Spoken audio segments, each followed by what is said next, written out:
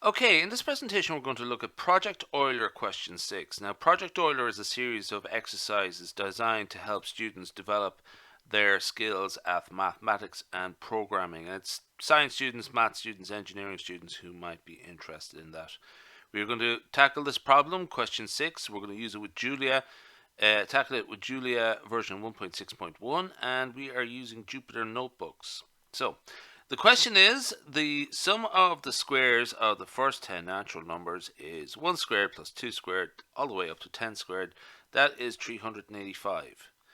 The square of the sum of the first 10 natural numbers is 1 plus 2 plus 3 plus 4 all the way up to 10. Square all those, you get 55. Square that, you get 3025.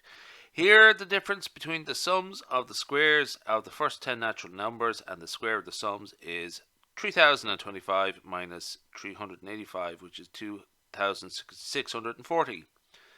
So the question is, find the difference between the sum of the squares of the first 100 natural numbers and the square of the sum. So essentially, rather than do it for 10 numbers, we'll do it for 100.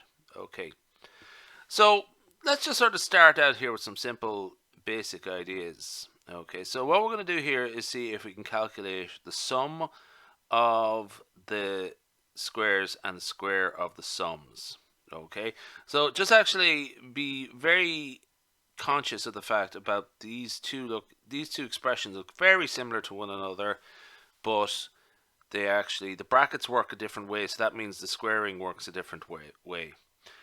Just I'll backtrack a bit just to remark that I'm using this expression here, to create a vector of all values all integers between 1 and 10 there. Okay. So it's just a sort of quick way of setting that up. What we're aiming to do here is develop code vocabulary, but what I'm going to do actually is start to emphasize efficiency a little bit as well. So it's good to actually know what sum and vector and all of these things do, but what we have to do is develop our judgment about what approach to use.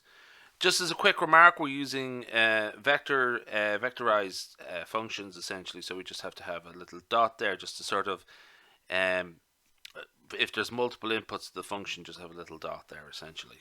Okay, so that's the square function. So that's it. Let's just check what we have there. I'm going to start. I'm going to put n equal to 10 here and just express that as 1 equal to n.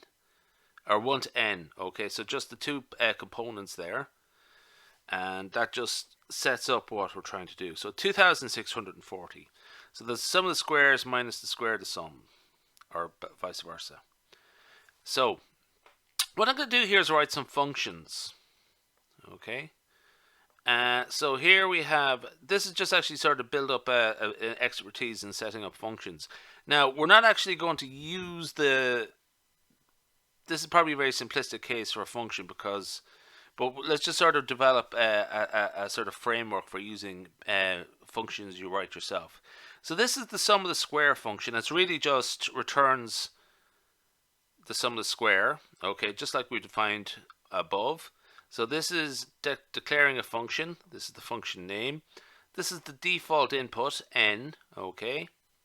And that's the calculation we just used previously, just sums them up. We call that total, and then the function just returns total, and then end the declaration of the function. Okay. So there we go. The sum of the squares for 100 is 338,350. Now, what we're going to do here is actually just sort of be more mindful of the speed and the efficiency of doing these things, because this presentation series is aimed at beginners, but what we're going to do is try and develop a sort of expertise around efficiency of algorithms and so on, and speed and so on. So essentially, what I'm going to do here is just test the speed of this. Okay, so there we go. 2.5 by e to the minus 6. That seems pretty fast, actually. Okay. So that's just the performance in terms of speed. If you run it again, you might get a slightly different answer, depending on, well, actually you won't in this case, but if there's a bit of randomness, there. I wouldn't worry about it too much. E to the minus 6 is the key thing we're looking at there. Okay, so there's a bit of give and take if depending on how often you do it each time. So you might do that 100 times and get the average. What we're going to do here is try out the same function again. We're going to call this v2, which is version 2. And this time we're going to use a for loop, which seems a very simplistic approach for doing this. Okay, set up our total equals 0. A for loop, just add up each number in the sequence 1 to n. Add up the square actually, and just add it to the total. Okay, so if you're used to R, this is not the R programming language. You might think that's a strange way of doing things, but this is not R, this is Julia. So let's just actually see if we get that right answer there, the same answer there, 338,350. That's what we get. Now, let's compare the speed. Now you notice that it's e to the minus 7 there, okay? So that's a smaller number, which is this is a good bit faster. It's a order of magnitude faster, okay? That's the sort of thing about Julia. These sort of low-level functions using very simple ideas are may speed up your code. Okay, that's it. So what we're going to do here is just do the same for the other function, the square root of sum. That's the using sum and vector, squaring that up. Let's just get that for 100. Sum and square. Big number there. I think that's 502,500. Okay, let's check the speed of that. Minus 6. I don't think there's as much difference here. Oh yeah, so e to the minus 6. Let's just do the same thing there. It's a very similar function to the square root of the sum. Just actually what we're doing here is we add up each number consecutively and then square up the total at the end and then just return the total. Okay, and let's see how fast that is.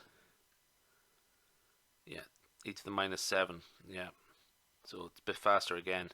Now, so the main thing we're going to do is put them together. Now this is a sort of very useful approach here. Essentially what I'm going to do here is I have these functions defined already, so I'm not going to rewrite them. So this is just actually just put these two numbers together. So I'm going to create a function n, our main n, where n is the input, and really just pieces the two of them together. Okay, and get our answer, and then just prints out the answer. And then we'll just sort of see what sort of performance that gives us. Okay, so that's the answer we're looking for. 25,164,150. And let's just test that against the for loop functions and see what they are like. So we get the same answer there, but you notice that it is a good bit quicker. Okay, in terms of speed. And that might be an important thing to sort of look at on an ongoing basis. Now it's trivial sort of stuff here. You probably wouldn't notice it, but when you're dealing with much more complex problems, the speed issue might be very critical. Good. Okay, for loops and so on. That's it. We'll leave that there.